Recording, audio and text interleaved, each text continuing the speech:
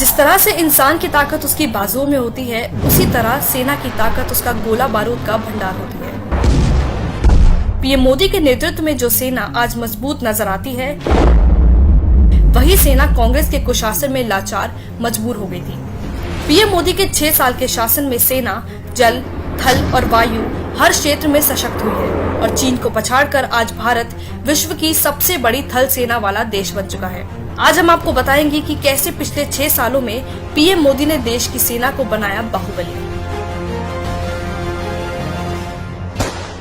वायुसेना। Rafale fighter jet.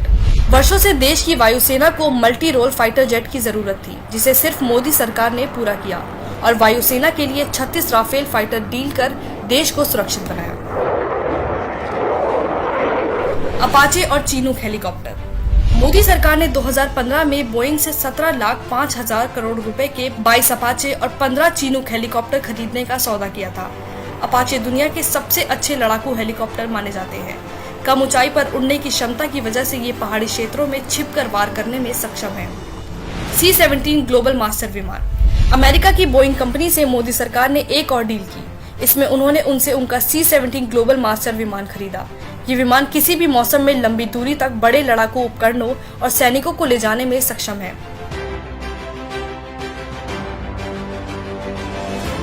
हारोप drone. PM Modi ने वायुसेना को और मजबूत बनाने के लिए 54 इजरायली हारोप ड्रोन की खरीद को मंजूरी भी दी। ये किलर ड्रोन दुश्मन के हाई वैल्यू सैन्य लक्ष्य को पूरी तरह से तबाह कर सकते हैं। थल सेना।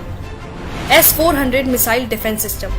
S-400 मिसाइल डिफेंस सिस्टम को दुनिया में सबसे अत्याधुनिक माना जाता है।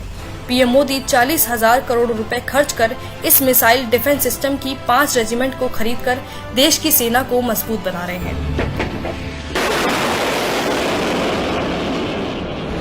T-90 tank.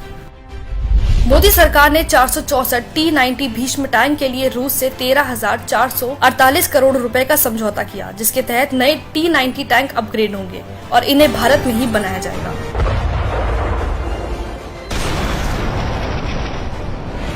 SIG-716 assault rifle. भारतीय सेना को 72,400 नई SIG-716 असॉल्ट राइफलों से लैस करने के लिए मोदी सरकार ने अमेरिका की कंपनी सिग सॉयर से 700 करोड़ रुपए का समझौता किया। Bullet proof jackets. 9 साल के इंतजार के बाद पीएम मोदी ने 2018 में सेना के जवानों को उपलब्ध कराई थी 1,86,000 बुलेट प्रूफ जैकेट्स। जल सेना। पनडुब्बियां। भारतीय नौसेना के प्रोजेक्ट 75 के तहत मझगांव डॉकयार्ड लिमिटेड और फ्रांस के मेसर्स के साथ मिलकर 6 पनडुब्बियों का निर्माण कर रहे हैं, जिसमें INS कलावरी 2017 और साइलेंट किलर INS खंडेरी पनडुब्बी 2019 में भारतीय नौसेना में शामिल हो चुकी है। Anti tank guided missile. सेना के लिए फ्रांस की 5,000 एंटी टैंक गाइडेड मिसाइल मिलान 2T के लिए मोदी सरकार मंजूरी दे चुकी है।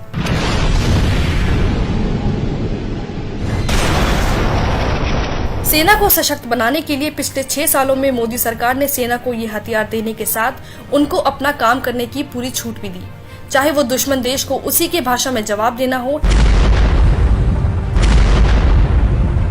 या फिर सेना को देश की रक्षा करने के लिए हथियार खरीदना हो। मोदी सरकार ने सेना के हाथ हमेशा मजबूत किए, जबकि कांग्रेस ने हमेशा उनके हाथ रोके।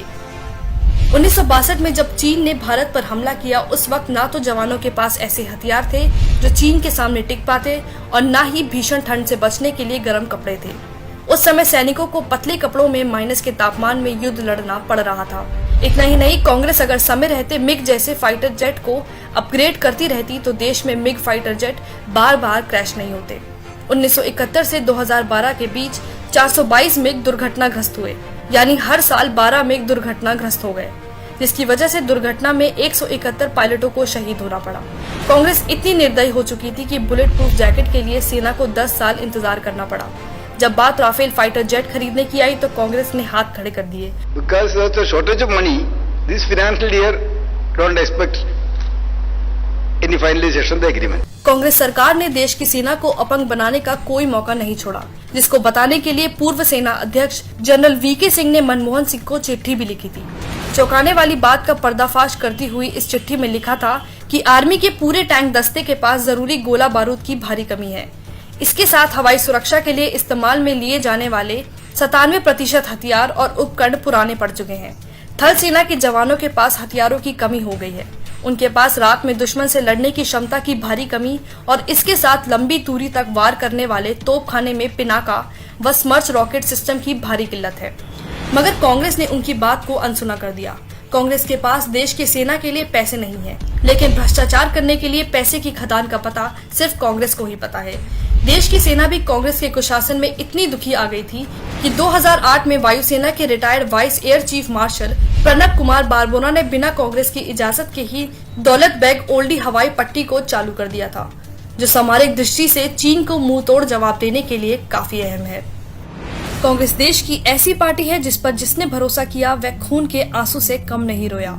देश की सेना और जनता को हर समय निराश करने के साथ धोखा भी कांग्रेस देती आई है। राहुल जी ऐसे 10 उंगली गिनाते थे 10 दिन में कर्ज माफ कर दूंगा, लेकिन अभी इन्हें कर्ज माफ नहीं किया है। संकट में जनता और सेना का हाथ पकड़ने की जगह कांग्रेस उसी हाथ को काट देती है और दुश्मन देश के साथ हाथ मिला लेती है। कांग्रेस सरकारों के समय में चीन बॉर्डर पर निर्माण का कार्य करता रहा और कांग्रेस किसी शराबी की तरह नशे में धुत होकर बेसुध पड़ी रही। लेकिन मोदी सरकार ने कांग्रेस की गलतियों को सुधारते हुए सीमा पर सड़क निर्माण का कार्य तेजी से किया। LAC के पास पुल और सड़कों का जाल बिछा दिया, जिसका असर ये हुआ कि भारतीय सेना चीन को उसकी भाषा में मुंहतोड़ जवाब दे पा रही है। देश की सेना शुरू से सशक्त और मजबूत है, लेकिन कांग्रेस ने अपने स्वार्थ के लिए देश की सेना को हर मोर्चे पर नकारा साबित किया। अब समय आ गया है कि ऐसी देशद्रोह पार्टी को जड़ से खत्म कर देश की सेना को मजबूत और देश का ऐतिहासिक गौरव वापस हासिल किया जा सके।